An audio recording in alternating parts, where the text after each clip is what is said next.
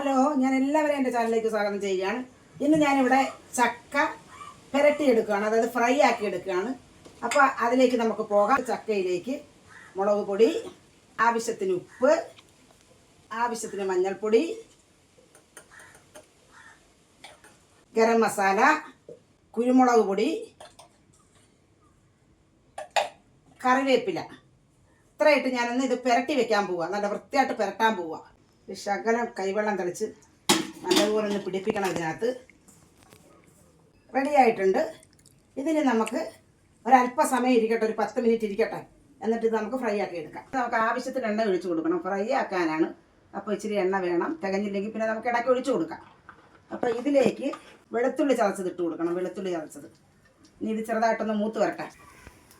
വെളുത്തുള്ളി ഈ പരുവം മതി. കറിവേപ്പില ഇട്ട് കൊടുക്കണം. ഇനി ചക്കയുടെ കൂടെ കളഞ്ഞ് വെളുത്തുള്ളി ഒന്ന് മൂത്ത് കിട്ടും. ഇനി നമ്മൾ ചക്ക ഇട്ട് കൊടുക്കുക. ഇരട്ടി വെച്ചിട്ട് ചക്ക ഇട്ട് കൊടുക്കുക. ഇളക്കരുത്. ഇതിനി ആവിയിലൊന്ന് ഈ വെളിച്ചെണ്ണയിലും ഒന്ന് മൂത്ത് വരട്ടെ. അതൊന്ന് ചെറുതായിട്ട് വെന്തതിന് ശേഷം മാത്രമേ നമ്മൾ ഇളക്കി കൊടുക്കാവൂ.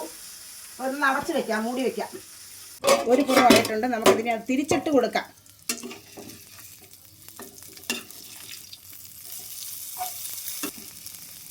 ഈ ഒരു പുറവും കൂടെ വെന്തതിന് ശേഷം മാത്രം നമ്മളത് ഫ്രൈ ആക്കി എടുത്താൽ മതി.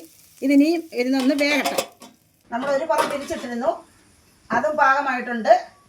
ഇനി നമുക്കിത് ചെറുതായിട്ട് ഇളക്കി കൊടുക്കാം. നമ്മൾ എപ്പോഴും ഇളക്കരുത്. ഇളക്കി കഴിഞ്ഞാൽ ചക്കയ്ക്ക് വേവ് ഒരുപാടില്ല, പൊടിഞ്ഞു പോവും.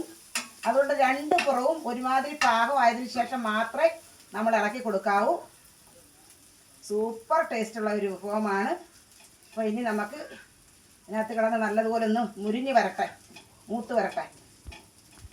ഇനി അടച്ച് വെക്കണ്ട, ഇങ്ങനെ ഇരുന്ന് മൂത്ത് വരട്ടെ, നല്ലതുപോലെ ഫ്രൈ ആയി വരട്ടെ.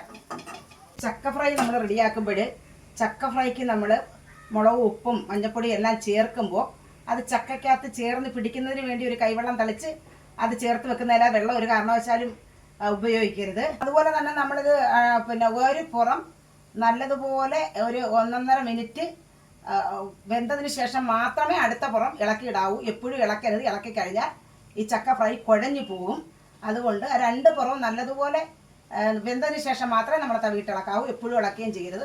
അപ്പോൾ അടിപൊളിയായിട്ടിരിപ്പുണ്ട്. ഇനി ഒരു 2 മിനിറ്റ് താമസം മതി. ഇത് നല്ല ഫ്രൈ ആയി കിട്ടും. വളരെ സ്വാദിഷ്ടമായ ചക്ക ഫ്രൈ റെഡി ആയിട്ടുണ്ട്. ചോറ് കഴിക്കാൻ സൂപ്പർ ടേസ്റ്റാണ്. എല്ലാം ട്രൈ ചെയ്യുമെന്ന് വിശ്വസിക്കുന്നു. ഇനി കാണുമ്പോൾ ബൈ.